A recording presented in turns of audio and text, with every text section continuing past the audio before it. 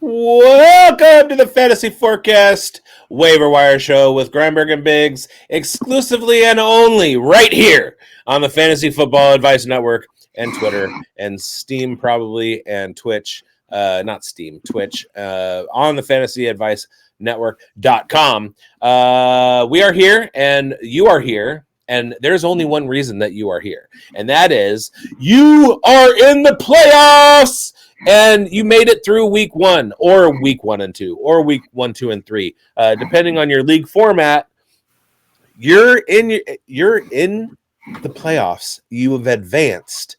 You are one game away. You are on the precipice of the championship game in week 17, unless you have a week 16 championship, and then it's your championship next week. There are a lot of caveats. There are a lot of little intricacies to this game that we love, and but you need help because you've been starting David Montgomery all year long, and he is now gone. He is out for the rest of the season. So in Detroit, it's the Jameer Biggs Show, but we are here with the answers to your questions. Who should I pick up on the waiver wire if I need to? At quarterback, tight end, wide receiver, and running back. Should we get the show started, Mike? Let's do it, buddy. I love hearing your voice. That was a great intro, Biggs. And it is time to get into the playoffs. We are well into it now, and hopefully we've helped you get there. And it's keep them coming, Biggs. Let's start with the quarterback, tight end position. Do you want to start? Let's start. First of all, I wanted to say my voice is brought to you by Bubbly, not a sponsor, but anyway, you go ahead and start. All right. Well, I also have a Bubbly. Nice. Interesting. Yeah, let's go. Okay. Well, I'm going to talk some strange thing here is get it. Oh, I see what you did there. Okay. So my top waiver wire pickup at this position, tight end, is Brenton Strange, and thanks to his breakout performance, and he's got some favorable matchups coming up. Evan Engram out for the season. Strange steps in a big way during Jacksonville's 32-25 loss to the Jets. He caught 11 of 12 targets for 73 yards. That's Jacksonville's passing attack. They were lacking a clear-cut second option, and looks like Brenton Strange is the guy. Brian Thomas, what a game he had. He's emerging, but they need somebody else in that wide receiver and tight end room. And look at what Strange did. I told you, 11 catches, 73 yards. Ingram is now absent, and the Raiders tight ends against their defense against tight ends ranks 30th in the league, and that's heading into Monday Night Football. So looking good for the Jaguars passing attack with Strange and Brian Thomas Jr. So I'm looking at him. Great setup here. So that would be the guy I'd be looking for in that position. How about you, Biggs? What do you got at the quarterback or tight end? Well, I wanted to touch on Brenton Strange real quick because his name is Brenton. My name is Brendan. There's one letter difference. So his name is like my name, only strange. All right. I like it. Since we're discussing tight ends, I wanted to shout out our pick in the 26th round, with the third pick in the 26th round. Grindberg and I, in our Omega high competition dynasty startup draft, we drafted Stone Smart. That was a smart move, right? So let's just say it's both ours. Let's just say we both had the same thought at the same time. Of course. All right. I'm not going to talk about a tight end. I just did. I'm going to talk about a quarterback, and this is a guy that you need to put a claim on as soon as you can, because there is a chance that tomorrow he is going to be today, he is going to be the number one most sought after quarterback in the NFL in fantasy, and that's Michael Penix. There is a chance, however remote, that the Atlanta Falcons went into the game last night against the Las Vegas Raiders and Kirk Cousins played himself out of a job. There's a chance. And if that's the case, Michael Penix is a running quarterback with a huge arm, and he was a top 10 NFL draft pick for a reason. So he's going to be, first waiver priority, blow your fab, all of that stuff. Because let's face it, right now there's a lot of dead teams because you're in the playoffs. Guys aren't making waiver moves if they're in the losers bracket. So they're not going through the roster churn that the active managers are. So our waiver wires have been stagnant for a couple weeks, and they're going to remain just as, if not more, stagnant over the next 2. So when I'm going through these lists of waiver ads, I'm seeing all of the same names that we have been talking about for the last 15 weeks. Michael Penix is not somebody that I've talked about yet, but Michael Penix may find himself on Wednesday morning in a very, very important position, and you're going to want to capitalize on that. I agree with that, and the Falcons are in the heat of that division race, and I think, honestly, if Cousins doesn't show out tonight, he could very well get the pull here, and Penix has got the opportunity. He's a seasoned college performer. We know that already. He's old, and I think he needs that opportunity.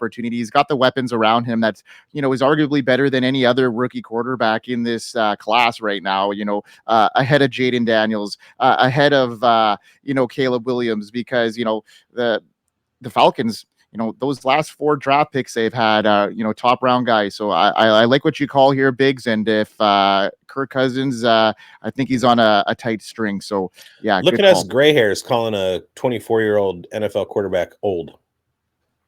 Yeah. Well, starting quarterback.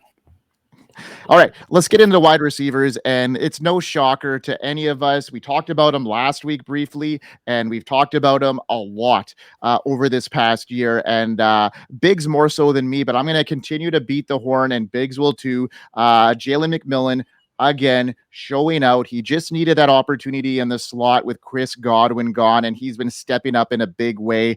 Baker Mayfield, they're starting to build a really strong connection, the two of them, and McMillan is providing valuable target share in the passing game, and they're staying competitive. Their recent surge in production, making him an intriguing flex option, even, has that wide receiver 2 upside as well. 3 touchdowns in the past 2 games, 5 of 6 targets for 75 yards and a touchdowns against the Chargers, 2 touchdowns against the Raiders in week 14. He's got a high target share with Chris Godwin out, and Jalen McMillan is no longer an under-the-radar rookie. He's a legitimate fantasy asset as we head into a critical playoff stretch, and I'm not afraid to put him in my lineup now down the stretch here, and he's a great flex option here moving forward, bud.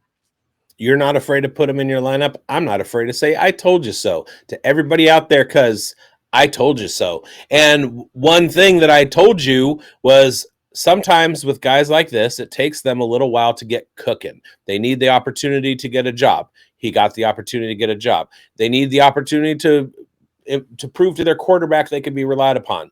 That took some weeks. They need an opportunity to prove to the offensive coordinator that they can be schemed up. If you see, right after Chris Godwin went out, he and Trey Palmer were getting pretty much equal shares.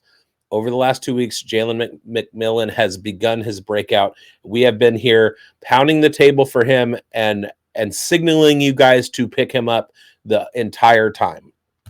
So good on us.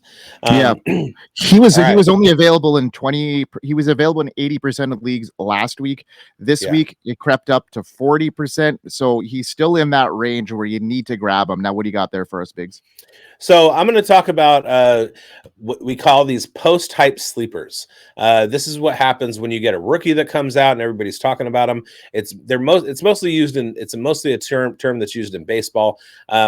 And it can happen to a lot of guys who maybe don't get off to the career start that we think they should, whether it's by injury or a lack of opportunity or whatever, but we knew their talent coming out. So for a lot of us dynasty players, we buy in on rookie profiles, spend capital to get them, and then over the first 3 or 4 years of their career, they don't do what we wanted them to do, and so we start to flip 180 degrees and we're out on them. And then sometimes, in a case like a Nico Collins last year or a Curtis Samuel last year. Sometime down the road, that switch flips and all of a sudden we buy back into them. And don't look now, but Rashad Bateman is a top 36 wide receiver. He's wide receiver 36, and his opportunity is only growing. And we thought that he was dead in the water with the Deontay Johnson signing or trade. That's not the case. Rashad Bateman is the guy to go and pick up. He's available in 81% of redraft leagues on ESPN.com. And after this last week, that is criminal. The Baltimore Ravens are into a playoff push. They are trying to show that they're the best team in the NFL, along with the Bills are trying to show the same thing, and the Kansas City Chiefs are trying to show the same thing. In the AFC, those three teams are the ones that are going to be playing through until they secure a bye or something like that. And the Ravens are right there. They're trying. So that link between Lamar Jackson and Rashad Bateman in a game where Derrick Henry kind of gets smothered a little bit, it's going to pay off. Rashad Bateman is my priority ad for this week. Yeah, it's a great call, Biggs. I like that too. And, even with that Deontay Johnson trade, I wasn't too concerned about it because the Ravens were, they were hitting on all cylinders at the time. So I was more thinking that was a depth piece. But Rashad Bateman has been nothing but great this year, in terms of his comeback. Like he I guess you can't really call it a comeback. He hasn't been here, but he was injured the whole time. And first round draft capital, he was poised to be that guy that, that big body wide receiver that could, make some plays downfield, and it's looking at what he's doing now. And I like this call. If he could stay healthy, he could be somebody on our radar next year in the offseason as someone that is coming in, because Zay Flowers is kind of, he's not been great the last 5 weeks. I think he's only averaged like 12 half PPR points per game over the last 5. So Zay Flowers is on the downscent, and looks like Rashad Bateman is getting that touchdown upside here. So yeah, like the call, Biggs. I'm going to talk about a running back here, and he was a guy that I had a lot of drafting coming into this season because of that uncertainty with Nick Chubb, and he's coming back onto the wire now. Jerome Ford, big playability, and now he's got that opportunity with looking like Nick Chubb is done for the season. Nick Chubb looked good, but now he's done. And Jerome Ford, a 62-yard touchdown run against that stout Kansas City Chiefs defense in week 15. He broke for that 62-yarder. He is going to be the lead back with Chubb out. He's got some good production in his absence, and there's limited competition in the backfield. He's been, in competition with Deontay Foreman. Not looking like that's going to be an issue now, and improved opportunity. Jerome Ford is a guy now that you're going to have to keep your eye on. And there's a couple running backs this week also that I think are going to be noted as well. I think you're going to come across here a couple that Biggs might turn on, because, there's some situations, some backfields that look like they're evolving a little bit here. And wonder who you have here, Biggs. Well, I'm gonna say the opposite, and I'm actually going to pivot. So I was scrolling through this list of available running backs, and I had a couple criteria for who I was going to pick. And one of those criteria was that they were going to be getting some carries, and the other was that they might have had a changed opportunity, and then the other was that we hadn't talked about him before. Okay, there was one guy who I don't recommend, because so basically, through having said all that, I'm going to pivot and do something different. I'm not going to talk about a running back that you should add. I'm going to talk about a running back that you should not add. All right, so here's the deal. I'm scrolling through the list. Kenneth Gainwell, his name was called a lot this last week. He finished with 9 points. That's not going to help you in the playoffs. We have the normal guys that we talk about: Jalen Wright, Isaiah Davis, Condre Miller, Audric Estime, Ray Davis. We've talked about all them before. They should either be circulating through your lineups already. Kamani Vidal, Blake Corum. You guys know these names. Sincere McCormick, Tyler Algier, and of course Isaac Garenda, who's not available anywhere. There's no need to talk about those guys, because A, we've talked about them before, and B, you already know them. May have them on your team, but also they're not getting the opportunity that is going to help you in the playoffs. I could not find a name that I felt comfortable telling people to go out and get that would help them in the playoffs at the running back position, except for Jerome Ford. That's a different story. So the name that I'm going to tell you to not waste any waiver capital, whether it's a waiver slot or fab on, is Detroit Lions running back Craig Reynolds. Jahmyr Gibbs doesn't need no Craig Reynolds to operate as the only back in that backfield. Is Craig Reynolds going to get 4 carries? Maybe. Do they have 4 other running backs, or do they have 4 total running backs behind Jahmyr Gibbs that all get pretty much an equal share, 1 or 2 snaps a game? Yes. None of them are worth it. So don't think that the David Montgomery injury opens up anything except for more opportunity for Jahmyr Gibbs. Craig Reynolds isn't going to help you. Sione Vaki isn't going to help you. Do not go grab those guys. Stand pat, use your waiver stuff elsewhere, like for the guys that we said, because the guys that we said that we talked about in the show today are going to help you. Other than Jerome Ford, I could not find a running back that I believe is going to help anybody in the playoffs. Well, I saw one that come up here, and I want to hear your thoughts on it. Is Tajay Spears, who had a really good game, especially in the passing game there. I think he saw upwards of 10 targets in this game. Wasn't super efficient on the ground, but like, wow. Is he a guy that, Tony Pollard's ankle looks banged up? He did come back in the game, but wasn't very efficient with his carries. So is this going to be something that we got to monitor? Do you think Tajay Spears is someone worth putting some cash on here for fab money? If he's on your waiver wire, but he wasn't on mine, so that's the only reason that I didn't bring him up, is because he's owned in a majority of leagues. So he's rostered in about half of leagues, and I look for a little bit more than that. Yeah, gotcha. Cool. All right, there you have it. So if he's still around in your waiver wire, go ahead and pick him up. I'd be higher on Jerome Ford just based off of the opportunity he's going to have. But then my second one, if Tajay Spears is still around there, absolutely get him on your radar now. Got to mention our merch store, 20% off, the free shipping on your orders over $99. Get it now. Hopefully you can get it in here before Christmas next week already coming in here, folks. So Christmas, fantasy championships, they come together at the right time, and let's celebrate championships and family and friends and all the festivities together. Look at that killer hat that Biggs has. If you have not watched any of our shows from last week, I announced last week the Fantasy Forecast chapeau, that's French for hat, is not currently being made. It's not on offer in the merch store, which means that this one and Mike's with the blue bill, they are one of one. They are limited edition run, one of one, and you can't find them. You can't get them, except I'm auctioning this off. So DM my Twitter, send in your bid, and whoever comes out with the highest bid, I will personally sign the bill and deliver to your home on Christmas morning.